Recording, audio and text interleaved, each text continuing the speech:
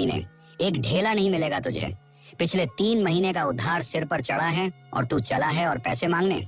सेठ जी, खुदा के लिए ऐसा न कहें। मेरी साजिदा की हालत बहुत खराब है। हकीम ने कहा है अगर आज रात उसे दवाई नहीं मिली तो वो दम तोड़ देगी। मैं आपका एक एक पैसा चुका दूंगा सेठ जी। मैं दिन रात मजदूरी करूंगा। मजदूरी करेगा? तेरा जिस्म हड्डियों का ढांचा बन गया है, तू क्या मजदूरी करेगा? चलो निकलो यहाँ से और दोबारा मेरी चौखट पर कदम मत रखना, वरना कुत्ते छोड़ दूंगा तेरे पीछे। बाहर मूसलधार बारिश हो रही है, बिजली कड़क रही है, जैसे आसमान भी असलम के दुख पर रो रहा हो। असलम जमीन पर पड़ा है, उसकी आंखों से आंसू बेहिसाब बह रहे हैं। असलम आसमान की तरफ देखकर बोला, या मेरे मौला, क्या तेरी जमीन इतनी तंग हो गई है कि एक गरीब अपनी बीवी की जान भी नहीं बचा सकता? क्या ये अमीर लोग ही तेरी मखलूक है? मुझे मौत दे दे मौला, या फिर कोई रास्ता दिखा दे। असलम गिरते पड़ते अपने घर की तरफ भागता है। घर क्या है? एक पुरानी झोपड़ी जिसकी छत से हर तरफ से पानी टपक रहा है। अंदर एक कोने में साजिदा पुरानी चादर ओढ़े कांप रही है। पिताजी, आप आ गए? क्या आप दवाई लाए? माँ को बहुत ठंड लग रही है, वो कुछ बोल भी नहीं रही हैं। बेटी, मैं कुछ नहीं ला सका। सेठ ने धक्के देकर निकाल दिया। साजिदा भी पास ही लेटी हुई थी। उसने असलम से कहा, असलम मेरे पास आओ। क्यों रोता है पगले? मेरी किस्मत में इतना ही साथ लिखा था, बस मेरी नौरी का ख्याल रखना। इस बेचारी ने तो 2 दिन से रोटी का टुकड़ा भी नहीं देखा। नहीं साजिदा, तुम्हें कुछ नहीं होगा। मैं अभी जाता हूँ, कहीं ना कहीं से तो मदद मिलेगी। मैं डाका डालूंगा, चोरी करूंगा, मगर तुम्हें मरने नहीं दूंगा। तुम तो एक चिंटी का दिल भी नहीं दुखा सकते, तुम चोरी क्या करोगे? असलम, भगवान पर भरोसा रखो। अगर आज हमारी आखिरी रात है तो उसे सुकून से गुजरने दो। अचानक बिजली कड़कती है, सब लोग बहुत डर जाते हैं। इसी समय असलम के कानों में एक आवाज गूंजती है, आ जाओ, मेरे पास आ जाओ, मैं तुम्हारी मदद करूंगा। ये आवाज, ये तो उसी पुरानी दरगाह से आ रही है जहाँ लोग जाने से डरते हैं। बाहर मत जाओ असलम, तूफान बहुत तेज है, बिजली गिर रही है। नहीं साजिदा, मुझे लगता है वहाँ कोई है जो मुझे बुला रहा है। मेरे पास खोने को कुछ नहीं है। अगर मौत आनी है तो बाहर ही सही, मगर मैं यहाँ बैठकर तुम्हें नजरों से ओझल होते नहीं देख सकता। असलम बारिश में बाहर निकल जाता है। हवा इतनी तेज है कि पेड़ उखड़ रहे हैं। वह दरगाह की तरफ भागता है जो पहाड़ी के ऊपर है। वहाँ एक पुराना, सदियों पुराना दरख्त है। जैसे ही असलम दरगाह के करीब पहुँचता है, आसमान से एक नीली बिजली निकलकर सीधे उस दरख्त पर गिरती है। हे भगवान, मेरी मदद करना और मेरी सुरक्षा करना। दी धमाका इतना जोर का होता है कि असलम दूर जा गिरता है। धुआं उठता है, मगर अजीब बात यह है कि बारिश के बावजूद वह दरख्त जलने लगता है। जब असलम उठकर देखता है तो दरख्त के बीचों बीच एक चमकती हुई चीज नजर आती है। ये क्या है? बिजली ने इस पेड़ को चीर दिया है, मगर अंदर ये क्या चमक रहा है? असलम डरते डरते उस जलते हुए दरख्त के पास जाता है। वहाँ कोई इंसान नहीं, मगर एक अजीब सा पुराना तांबे का लोटा धंसा हुआ है जो बिजली की वजह से सोने की तरह चमक रहा है। अरे, ये तो एक लोटा है और इतनी बड़ी बिजली इस लोटे पर गिरी है। कोई ना कोई तो बात है इस लोटे में। जैसे ही असलम उस लोटे को हाथ लगाता है, उसे एक जोर का झटका लगता है। उसकी उंगलियां सुन्न होने लगती हैं और अचानक उसके कानों में वही पुरानी भारी आवाज गूंज उठती है। तू इम्तिहान में पूरा उतरा। तूने लालच नहीं, अपनी मोहब्बत के लिए मौत को ललकारा है। ये लौटा सिर्फ एक बर्तन नहीं, ये तेरी किस्मत की कुंजी है। इसमें जो पानी डालेगा वो अमृत बन जाएगा, और जो इससे मांगेगा वो मिल जाएगा। मगर याद रखना, अगर इसका इस्तेमाल लालच के लिए किया तो ये बिजली तेरे घर को राख कर देगी। आप कौन हैं और कहाँ से बोल रहे हैं? असलम काफी देर तक बोलता रहता है, लेकिन उसे कोई जवाब नहीं मिलता। सिर्फ बारिश की आवाज आती है। असलम उस लोटे को लेकर अपने घर की तरफ भागता है।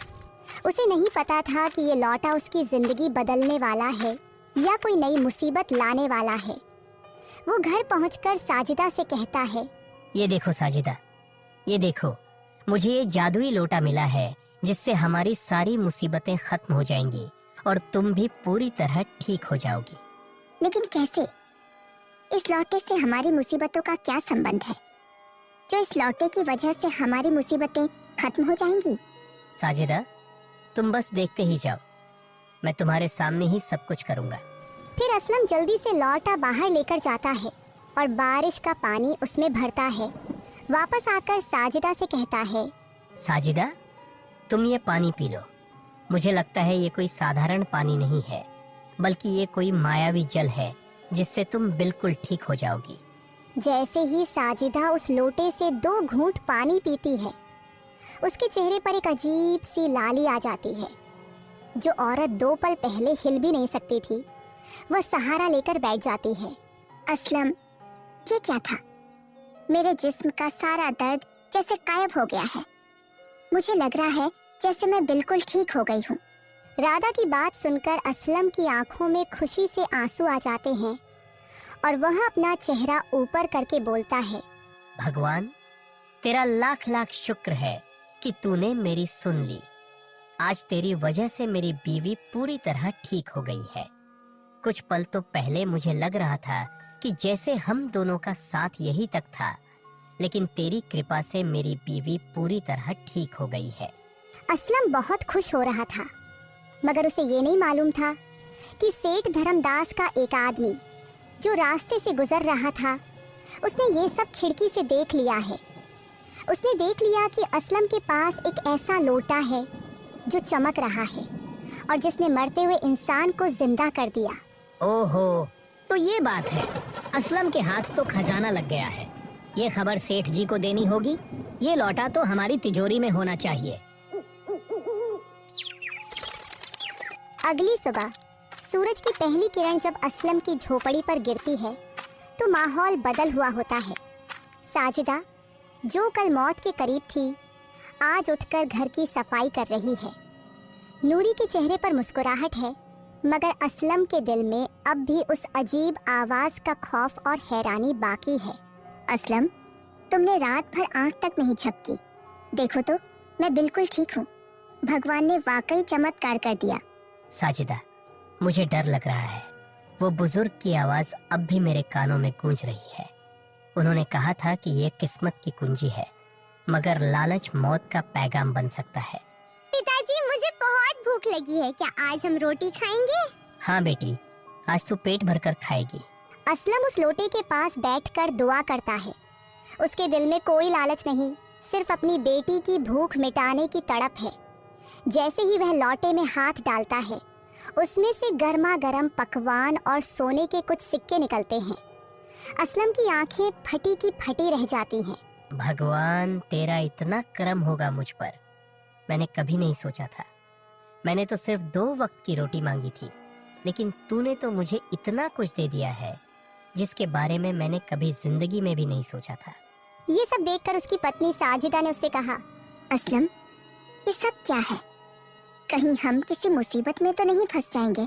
नहीं साजिदा, ये गरीब की सुनी गई पुकार है, मगर याद रखना, हमें इसमें से सिर्फ उतना ही लेना है जितनी जरूरत है, बाकी हम गरीबों में बांट देंगे। दूसरी तरफ सेठ धर्मदास की हवेली में आग लगी हुई है। उसका गुंडा कल्लू उसे सारी बात बता चुका है। क्या बकवास कर रहा है वो भिखारी असलम, और उसके पास चमत्कारी लौटा जो मरते को जिंदा कर दे और सोना उगले? सेठ जी, मैंने अपनी आंखों से देखा है। रात को बिजली गिरी और वो लौटा पेड़ से निकला। आज सुबह उसकी बीवी ऐसे घूम रही है जैसे कभी बीमार ही नहीं थी। उसके घर से लज्जिज खाने की खुशबू आ रही है। इसका मतलब वो खजाना मेरा है। असलम मेरा कर्जदार है। उसके घर की एक एक चीज पर मेरा हक है। चलो कल्लू, आज असलम की किस्मत फिर से पलटेगी, मगर इस बार अंधेरों में। असलम अपने घर के बाहर गांव के कुछ गरीब लोगों को खाना खिला रहा है। वह सबको थोड़ा थोड़ा अनाज और पैसे दे रहा है। गांव वाले उसे दुआएं दे रहे हैं। असलम बेटा, तू तो फरिश्ता बनकर आया है। मेरी बेटी की शादी रुक गई थी, तूने आज मेरी लाज रख दी। खाला, ये मेरा नहीं, उस ऊपर वाले का दिया हुआ है। मैं तो बस एक जरिया हूँ। अचानक सेठ धर्मदास अपने 2-4 आदमियों के साथ वहां पर आ जाता है। सब लोग डर कर पीछे हट जाते हैं और आकर गुस्से से असलम से कहता है, वाह रे वाह असलम, कल तक मेरे पैर धो रहा था और आज बादशाह बन बैठा है। ये नया तमाशा क्या है? सेठ जी, ये कोई तमाशा नहीं है बल्कि भगवान की रहमत है मुझ पर। आप यहाँ पर क्यों आए हैं? हाँ, और एक बात, आप मुझे अपना कर्ज बताइए, मैं आपका कर्ज भी अभी चुका देता हूँ। बताइए, आपके कितने पैसे हैं? पैसे? अब मुझे पैसे नहीं चाहिए असलम, मुझे तो वो लौटा चाहिए जो तुम चुरा कर लाए हो। चुरा कर नहीं लाया सेठ जी, वो लौटा तो मुझे कुदरत ने दिया है और वो मेरी मिल्कियत है, मैं आपको नहीं दे सकता। इस गांव की जमीन मेरी है तो जमीन से निकलने वाली हर चीज मेरी हुई। कल्लू, जाओ और वो लौटा अंदर से निकाल लाओ। नहीं, आप मेरे घर में ऐसे नहीं घुस सकते। वो लोटा एक बुजुर्ग की अमानत है, अगर आपने उसे गलत नियत से छुआ तो अंजाम बुरा होगा। फिर सेठ धर्मदास ने असलम को धक्का दिया जिससे असलम नीचे गिर गया और सेठ धर्मदास ने उसे गुस्से से कहा, अबे ओ नसीहत देने वाले फकीर, तू मुझे सिखाएगा? पकड़ो इसे। सेठ के गुंडे असलम को पकड़ लेते हैं और उसे रस्सियों से बांध देते हैं। नूरी और साजिदा रोते हुए बाहर आती हैं। छोड़ दो मेरे पिताजी को, गंदे अंकल, मेरे पिताजी को छोड़ दो। सेठ जी, खुदा का डर करें और मेरे पति को छोड़ दें। आप हम पर इतना जुल्म न करें और हमारा नसीब हमसे मत छीने। पीछे हट जा तू, वरना मैं तुझे भी तेरे पति की तरह जलील करूंगा। इससे अच्छा है कि तू पीछे ही रहे। कल्लू, जाओ जल्दी से लौटा लेकर बाहर आ जाओ। कल्लू घर के अंदर जाता है और वह चमकता हुआ तांबे का लोटा लेकर बाहर आता है। लोटे की चमक देखकर सेठ की आंखें चकाचौंध हो जाती हैं। फिर सेठ धर्मदास लोटे को हाथ में लेकर बहुत खुश हो जाता है और बोलता है, ओह हो, इतनी चमक, ये तो बिल्कुल सोने जैसा लग रहा है। अब देखो मैं इससे क्या क्या मांगता हूँ। सेठ, ऐसा मत करो, वो लोटा तुम्हारी नहीं सुनेगा। वो लोटा उनकी सुनता है जिनका दिल साफ होता है और जिनके दिल में लालच नहीं होता। तुम्हारे दिल में बहुत लालच है और तुम्हारा यही लालच तुम्हें ले डूबेगा। चुप कर बे, अब देख तू मेरा जलवा। अब मैं इस लोटे से क्या क्या मांगता हूँ। ऐ लोटे, मुझे अभी के अभी हजारों अशरफियाँ चाहिए। इतना सोना दे दे कि मेरी हवेली भर जाए। अचानक मौसम बदलने लगता है। दिन के उजाले में काले बादल छा जाते हैं। लोटे के अंदर से एक अजीब सी सरसराहट की आवाज आने लगती है, मगर सोना निकलने के बजाय उसमें से आग निकलने लगती है। सेठ जी, ये क्या हो रहा है? इसमें से तो आग निकल रही है। डर मत, शायद सोना बनने से पहले ऐसा ही होता है। अचानक लौटे से एक जोर का झटका निकलता है और सेठ दूर जा गिरता है। लौटे में से सोना नहीं बल्कि बड़े बड़े जहरीले सांप निकलने लगते हैं और पूरी जगह पर फैल जाते हैं। बचाओ, ये क्या है? ये जहरीले सांप कहाँ से आ गए? इसने मुझे काट लिया। हर तरफ अफरा तफरी मच जाती है। गुंडे अपनी जान बचाकर भागते हैं। सेठ जमीन पर पड़ा तड़प रहा है, मगर अजीब बात यह है कि वो सांप असलम, सजिदा या नूरी के पास नहीं जा रहे। वो सिर्फ सेठ और उसके गुंडों का पीछा कर रहे हैं। सेठ जी, मैंने आपको पहले ही कहा था कि लालच मत कीजिए। ये लोटा कर्म भी करता है और कहर भी। सेठ धर्मदास दर्द में तड़प रहा था और फिर उसने असलम से कहा, असलम, मुझे बचा लो, मेरे जिस्म में जहर फैल रहा है, मुझे माफ कर दो। मैं तुम्हारा सारा कर्ज माफ कर दूंगा, बस मुझे बचा लो। बेटी, वो पानी ले आओ जो उस दिन तुम्हारी माँ को पिलाया था, जिससे तुम्हारी माँ पूरी तरह ठीक हो गई थी। उसमें से जो थोड़ा पानी बच गया था वो ले आओ। जैसे ही असलम सेठ धर्मदास की मदद करने के लिए सोचता है, उसी वक्त उसकी रस्सी भी, जो सेठ धर्मदास ने उसे बांधी हुई थी, गायब हो जाती है। फिर असलम वह लौटा उठाता है जो अब बिल्कुल ठंडा हो चुका था। असलम उसमें से थोड़ा सा पानी सेठ के जख्म पर डाल देता है। जैसे ही पानी गिरता है, जो सांप उस लोटे में से निकले थे वो सब के सब गायब हो जाते हैं और सेठ का दर्द खत्म हो जाता है। तुमने मेरी जान क्यों बचाई असलम? मैंने तो तुम्हारा सब कुछ छीनने की कोशिश की थी। क्योंकि मेरे भगवान ने मुझे माफी सिखाई है, बदला लेना नहीं। अब जाइए यहाँ से और दोबारा किसी गरीब को मत सताइएगा। सेठ धर्मदास शर्मिंदगी से सिर झुकाए वहाँ से चला जाता है। सब लोग खुश हैं, मगर असलम को मालूम है कि इम्तिहान अब भी खत्म नहीं हुआ। उस रात जब सब सो रहे होते हैं, दरगाह का वही बुजुर्ग असलम के ख्वाब में आता है। असलम, तूने इम्तिहान का दूसरा हिस्सा भी पार कर लिया। तूने दुश्मन को माफ किया, मगर याद रख, असली दुश्मन अभी आने वाला है। एक ऐसा शैतान जो न सोना मांगेगा न रोटी, वो तेरी रूह मांगेगा। साधु, वो कौन है और उससे मैं कैसे लड़ूंगा? वो सरहदों के पार से आ रहा है, जादूगर जरकस। उसे इस लोटे की खबर मिल चुकी है। वो बिजली को काबू करना जानता है। होशियार रहना असलम, क्योंकि इस बार बिजली गिरेगी नहीं, बुलाई जाएगी। अगले दिन से ही असलम परेशान रहने लगा, जैसे उसके दिल में बहुत सा डर भर गया हो। एक दिन वह अपने घर में बैठा था कि साजिदा ने उससे कहा, असलम, मैं देख रही हूँ कि तुम कुछ दिन से बहुत परेशान लग रहे हो। अब तो उस सेठ से भी हमारी जान छूट गई है, फिर अब तुम्हें किस बात की परेशानी है? साजिदा, तुम्हें मैं क्या बताऊं? जिस दिन हमारी सेठ धर्मदास से जान छूटी थी, उसी रात मेरे ख्वाब में वही साधु आया था जिसकी आवाज मेरे कानों में गूंजी थी जब मुझे यह जादुई लोटा मिला था। वह मेरे पास आकर बोला, तुमने अभी 2 इम्तिहान पास किए हैं, अब मेरा तीसरा इम्तिहान बाकी है जो उनसे भी ज्यादा मुश्किल होगा। असलम, तुम फिक्र मत करो, भगवान हमारे साथ है। जैसे तुमने ये 2 इम्तिहान पास किए हैं, वैसे ही तुम तीसरा भी पास कर लोगे। ऐसे ही कुछ दिन बीत गए। अगले दिन गांव में अजीब सी खामोशी छाई हुई है। हवा में एक ऐसी ठंडक है जो हड्डियों को चीर रही है। असलम अपनी झोपड़ी के बाहर बैठा उस लोटे की हिफाजत कर रहा है, मगर उसकी आंखों में नींद नहीं, खौफ है। अचानक बादल गरजने लगते हैं, मगर ये बारिश वाले बादल नहीं हैं। ये बादल काले नहीं, बल्कि खून की तरह सुर्ख लाल हैं। साजिदा, तुम नूरी को अंदर ले जाओ। बाहर मौसम बहुत खराब हो रहा है। मुझे लगता है कोई ना कोई खतरा आ रहा है, इसलिए तुम बाहर मत आना। लेकिन आप किस खतरे की बात कर रहे हैं? कौन सा खतरा जो यहाँ आ रहा है?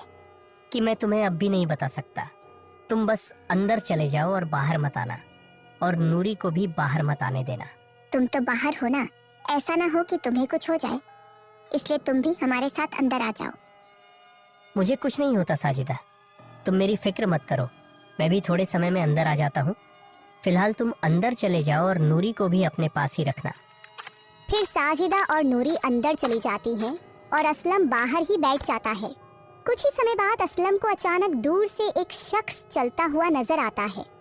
उसने लंबे लंबे कपड़े पहने हुए हैं और उसके हाथ में जैसे एक जादुई छड़ी है जो उसने हाथ में पकड़ी हुई है, और वह देखने में बहुत ही डरावना लग रहा है। और यही वो ही जादूगर जरक्स है जिसके बारे में साधु ने बात की थी। वह चलता हुआ असलम के पास आ जाता है और आकर उससे कहता है, असलम, कहाँ छुपोगे? वो लौटा मेरे हवाले कर दो, वरना आज इस गांव की मिट्टी तुम्हारी कब्र बन जाएगी।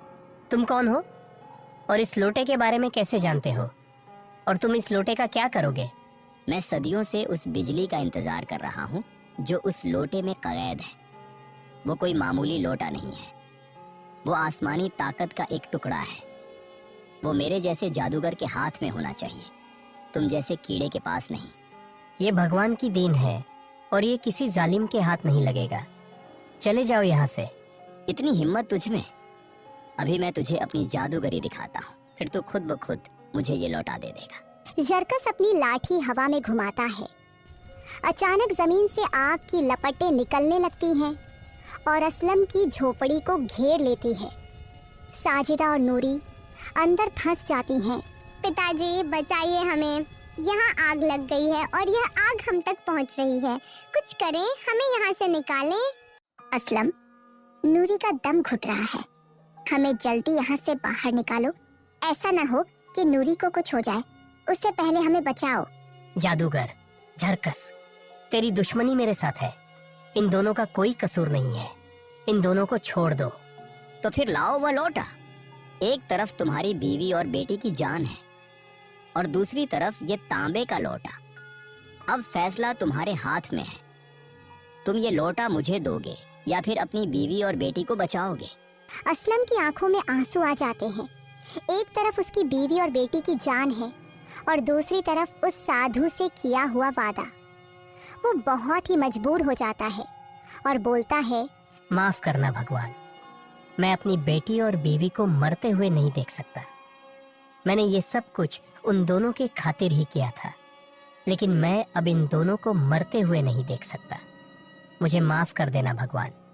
ये लो जरकस, ये लो लोटा ले लो और मेरे परिवार को छोड़ दो। फिर असलम वह लौटा जरकस की तरफ फेंकता है। जैसे ही जरकस वह लौटा पकड़ता है, आग की लपटें उसी वक्त गायब हो जाती हैं। आखिरकार ये मेरा हुआ। अब मैं पूरी दुनिया पर हुकूमत करूंगा। मैं हर बिजली को अपनी मुट्ठी में कैद कर लूंगा। दूसरी तरफ असलम का परिवार, उसकी बीवी साजिदा और नूरी दोनों झोपड़ी से बाहर आ जाते हैं। साजिदा, तुम दोनों ठीक तो हो ना? तुम्हें कुछ हुआ तो नहीं ना? हम दोनों तो बिल्कुल ठीक हैं, लेकिन आपने उस जादूगर को वो लौटा क्यों दिया? अब तो वो पूरी दुनिया में तबाही ले आएगा। मैं मजबूर था साजिदा, मैं तुम दोनों को नहीं खो सकता, इसलिए मैंने उस जादूगर को लौटा दे दिया। जादूगर जरकस लौटा लेने के बाद असलम से गुस्से में कहता है, पागल इंसान, तूने सोचा मैं तुम्हें जिंदा छोड़ूंगा। अब जब मेरे पास ये ताकत है तो सबसे पहले मैं इस गांव को राख कर दूंगा। फिर जादूगर जरकस लौटे को हाथ में रखकर काला मंत्र पढ़ता है, जिससे काले बादल छाना शुरू हो जाते हैं और बिजली गिरना शुरू हो जाती है। वही बिजली जादूगर जरकस के ऊपर गिर जाती है, जिससे वो दूर जा गिरता है और लौटा भी नीचे गिर जाता है। वो बिजली गिरने से जादूगर जरकस की जितनी भी शक्ति थी वो सारी खत्म हो जाती है।